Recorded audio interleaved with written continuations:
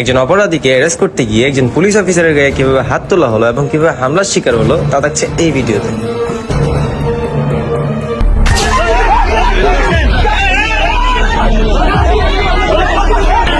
পোশাক পরা পুলিশ, আমরা আইনের কাজ করতে আসি। পুরুষ একজন আমাদের কথা বলবে, মহিলা গেলে 10টা দিতে পারবে আমাদের।